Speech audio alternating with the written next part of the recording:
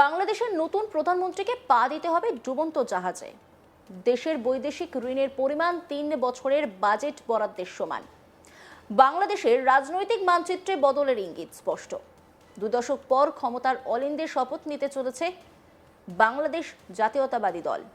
আর প্রধানমন্ত্রী হিসেবে শপথ নিতে চলেছেন দলের চেয়ারম্যান তারেক রহমান। কিন্তু প্রশ্ন একটাই, এই প্রত্যাবর্তন কি বিজয় নাকি কঠিন এক পরীক্ষার সূচনা?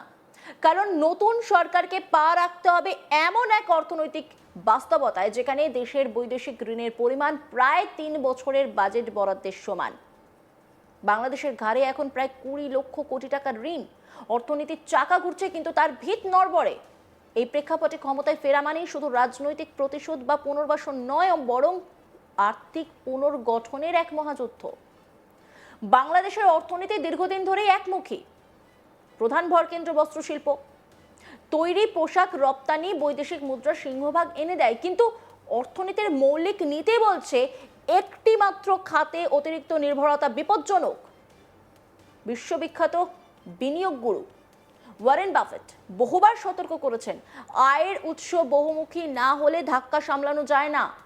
বাংলাদেশ সেই শিক্ষা কতটা নিয়েছে প্রশ্ন উঠছে বারবার। করোনাকালে প্রথম বড় ধাক্কা আসে, আন্তর্জাতিক বাজারে চাহিদা কমে যায়, সরবরাহ শৃঙ্খল ভেঙে পড়ে। তার উপর 2024 সালের জুলাই থেকে শুরু হওয়া গণ অভ্যুত্থান ও টানা আন্দোলনের প্রভাব পড়ে উৎপাদনে। বিগত 18 মাসে প্রায় 25,000 কোটি টাকার অর্ডার বাতিল হয়েছে বলে শিল্প মহলের দাবি। যে বাজারে এতদিন বাংলাদেশের একচ্ছত্র আধিপত্য ছিল, সেখানে ভাগ বসিয়েছে ভারত, মায়ানমার, ভিয়েতনাম। প্রতিযোগিতা বেড়েছে, দাম কমেছে, লাভের মার্জিন সংকুচিত হয়েছে। এই পরিস্থিতিতে আন্তর্জাতিক রাজনীতিও অর্থনীতির সঙ্গে জড়িয়ে পড়েছে। আমেরিকার প্রেসিডেন্ট ডোনাল্ড ট্রাম্প প্রথমে বাংলাদেশের বস্ত্রপণ্যের উপর 19% শুল্ক আরোপ করেছিলেন। পরে নির্বাচনের 2 দিন আগে ঘোষণা করেন বাংলাদেশের বস্ত্রশিল্পের উপর শুল্ক শূন্য করা হবে, কিন্তু শর্ত সাপেক্ষে। যদি আমেরিকার সুতো ও কাঁচামাল ব্যবহার করা হয় তবেই এই সুবিধা মিলবে। অর্থাৎ রপ্তানির সুবিধা পেতে আমদানির দরজা খুলতেই হবে। এতে বৈদেশিক মুদ্রার উপর নতুন চাপ তৈরি হবে না তো, প্রশ্ন তুলছেন অর্থনীতিবিদরা। এদিকে দেশের ভেতরের আর্থিক সংকটও স্পষ্ট। আন্তর্জাতিক বাণিজ্য কমেছে, প্রবাসী আয় কমছে প্রায় 7%। পরপর 2 বছর রাজস্ব আদায়ে ঘাটতি। আয় ব্যয়ের ভারসাম্য রক্ষা করতেই সরকারকে হাত পাততে হয়েছে ইন্টারন্যাশনাল মনিটারি ফান্ডের কাছে। IMF প্যাকেজ মানে কঠোর শর্ত, বাজেটে কাটছাট, সামাজিক প্রকল্পে ব্যয় কমানো, ভর্তুকি হ্রাস। তার সরাসরি প্রভাব পড়ছে নিত্য প্রয়োজনীয় জিনিসের দামে। মানুষের পকেটে চাপ বাড়ছে। আর এই নিয়ে বিএনপি চেয়ারম্যান তারেক রহমান তিনি কি বার্তা দিয়েছেন শুনবো। দেশের স্বাধীনতা প্রিয়, গণতন্ত্র প্রিয় জনগণ আবারও বিএনপিকে বিজয়ী করেছে, আলহামদুলিল্লাহ।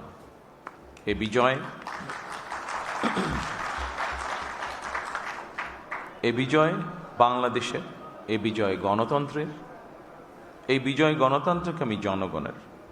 আজ থেকে আমরা সবাই স্বাধীন। আমি দেশের সকল জনগণকে জানাই আন্তরিক অভিনন্দন। সকল প্রতিবন্ধকতা মোকাবেলা করে আমরা দেশের গণতন্ত্র প্রতিষ্ঠার পথ সুগম করেছে। ফ্যাসিবাদের রেখে যাওয়া ভঙ্গুর অর্থনীতি, অকার্যকর করে দেওয়া সাংবিধানিক এবং বিধিবদ্ধ প্রতিষ্ঠান এবং দুর্বল আইন শৃঙ্খলা পরিস্থিতি, এমন একটি পরিস্থিতির মধ্যে দিয়ে আমরা যাত্রা শুরু করতে যাচ্ছি। আপনাদের স্বতঃস্ফূর্ত অংশগ্রহণের 1.5 দশকেরও বেশি সময় পর দেশে পুনরায় জনগণের সরাসরি ভোটে জনগণের কাছে জবাবদিহিমূলক সংসদ এবং সরকার প্রতিষ্ঠিত হতে যাচ্ছে। আর কোনো অপশক্তি যাতে দেশে ফ্যাসিবাদ কায়েম করতে না পারে, দেশকে তাবেদার রাষ্ট্রে পরিণত করতে না পারে, এজন্য আমরা সকলে ইনশাআল্লাহ ঐক্যবদ্ধ থাকব এবং থাকতে হবে। জামাতে ইসলাম, এনসিপি, ইসলামী আন্দোলন বাংলাদেশ, জমিয়তুল ইসলাম, গণ অধিকার পরিষদ সহ 51টি রাজনৈতিক দল এই নির্বাচনে অংশগ্রহণ করেছিল। জাতীয় নির্বাচনে অংশগ্রহণকারী প্রতিটি রাজনৈতিক দলকেও আন্তরিক অভিনন্দন জানাই। গণতান্ত্রিক রাষ্ট্র এবং রাজনীতিতে রাজনৈতিক দলগুলো মূলত গণতন্ত্রের বাতিঘর। সরকার এবং বিরোধী দল যে যার অবস্থান থেকে দায়িত্বশীল ভূমিকা পালন করলে অবশ্যই দেশে গণতন্ত্র প্রাতিষ্ঠানিক রূপ পাবে বলে আমরা দৃঢ়ভাবে বিশ্বাসী।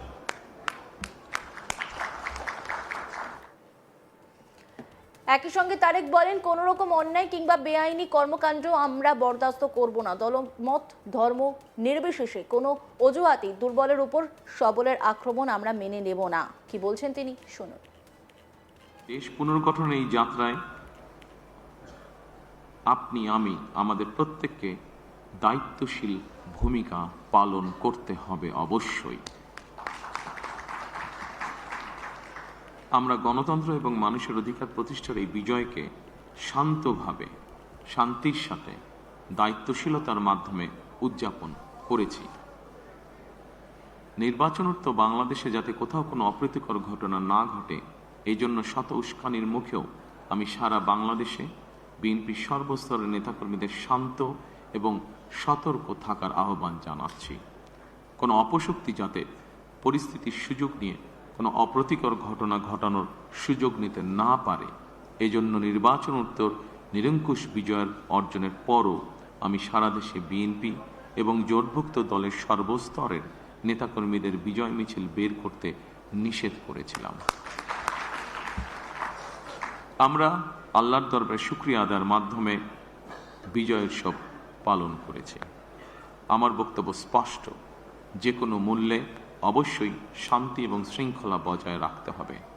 কোনো রকমের অন্যায় কিংবা বেআইনি কর্মকাণ্ড আমরা বরদাস্ত করব না। দলমত ধর্ম বর্ণ কিংবা ভিন্ন মত যাই থাকুক, কোনো অজুহাতে অবশ্যই দুর্বলের উপরে সবলের আক্রমণ আমরা মেনে নেব না। ন্যায়পরায়ণতা হবে আদর্শ। আইনের শাসন প্রতিষ্ঠা করা না গেলে আমাদের সকল চেষ্টা ব্যর্থ হয়ে যেতে পারে। আইনের শাসন প্রতিষ্ঠায় সরকারি দল কিংবা বিরোধী দল, অন্য মত কিংবা ভিন্ন মত, প্রতিটি বাংলাদেশী নাগরিকের জন্যই আইন সমান। আইনের প্রয়োগ হবে বিধিবদ্ধ নিয়মে। নির্বাচনে একে অপরের বিরুদ্ধে কিংবা এক দল আরেক দলের বিরুদ্ধে প্রতিদ্বন্দ্বিতা করতে গিয়ে নির্বাচনের মাঠে হয়তো কোথাও কোথাও নিজেদের মধ্যে ভুল বোঝাবুঝির সৃষ্টি হয়ে থাকতে পারে। তবে এই ধরনের বিরোধ যেন প্রতিশোধ প্রতিহিংসায় রূপ না নেয়, সে ব্যাপারে সবাইকে সতর্ক থাকার জন্য আমি আন্তরিকভাবে আহ্বান জানাচ্ছি।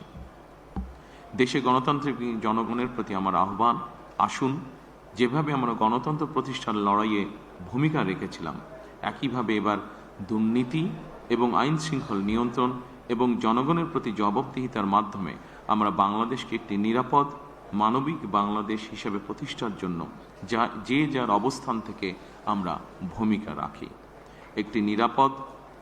একটি নিরাপদ মানবিক গণতান্ত্রিক বাংলাদেশ প্রতিষ্ঠার যাত্রাপথে আমি ভিন্ন দল কিংবা ভিন্ন মতের সকলের সহযোগিতা কামনা করছি।